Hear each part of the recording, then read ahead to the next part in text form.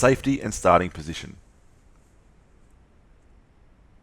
Ensure the seat height is at the correct height for the client, as well as the chest pad being further enough forward or backwards to suit the client's needs. Ensure the appropriate weight is selected for your client. The machine setup. The appropriate seat height should be selected to allow the chest pad to be in the appropriate position, which is on the chest. And the chest pad should be further enough forward or backwards to allow full extension of the arms without over or hyperextension. The starting position. Ensure the client has a neutral grip with the arms fully extended and the shoulders set to a back and down position. The client's feet should be firmly planted on the foot plates or the ground whilst maintaining a neutral spine position. Technique cues. The client should fully retract the scapula by pulling the shoulder blades together and squeezing them and keeping the chest proud. As the machine and the handles are pulled backwards, the client should keep the elbows as close to the body as possible, and also avoid any swaying or torso movement by maintaining a neutral spine position. The client should then release and lower the bar back into the starting position.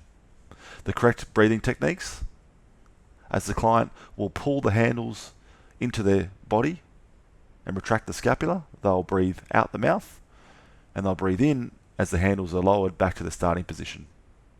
This process is repeated for all repetitions. Let's take a look at the chest supported row in normal speed.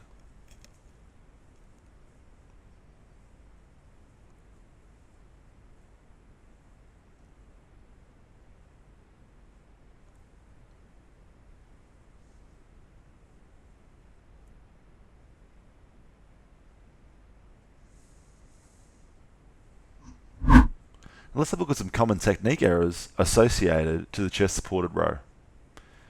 Here we can see overextending to reach the handles. The client has to reach too far forward to grab the handles.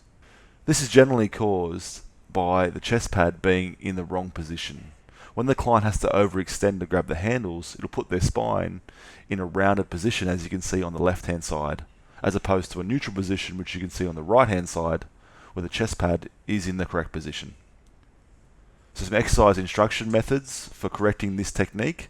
If you notice that your client is overextending to reach the handles, you will simply lift the chest pad up and pull it inwards until their arms are extended but not overextended in trying to grab the handles.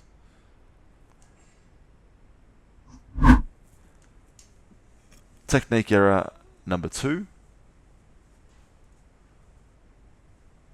The seat too low, which causes the elbows to be flared out to the side.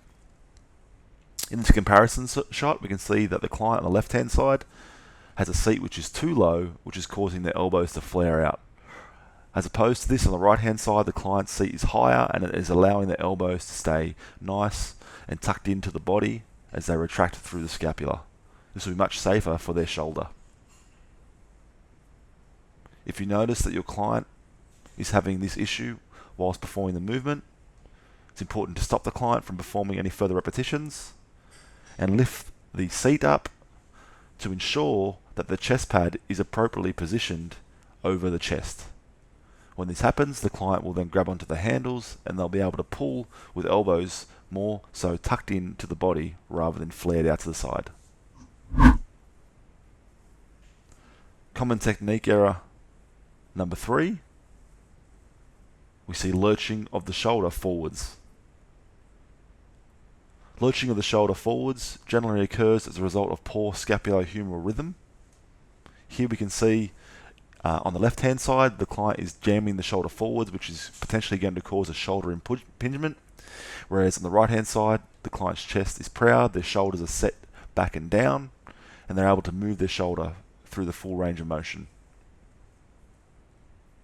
Some exercise instruction methods if you are seeing your client perform this error.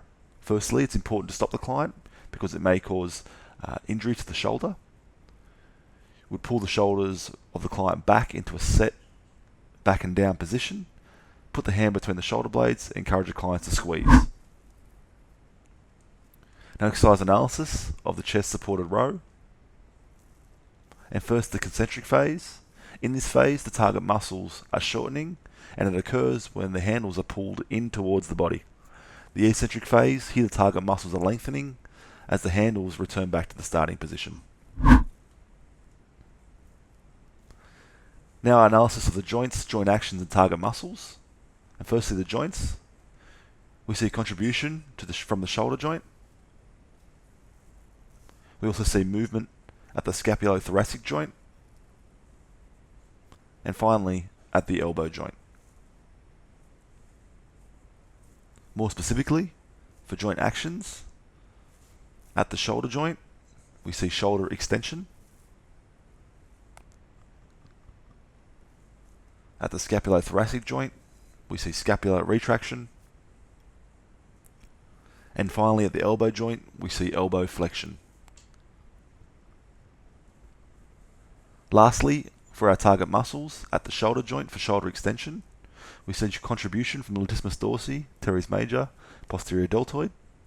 The scapulothoracic joint for scapular retraction, we see movement and contraction of the trapezius and the middle trapezius and the rhomboids. And finally, at the elbow joint for elbow flexion, we see contraction of the biceps brachii, brachialis and brachioradialis. The chest supported row.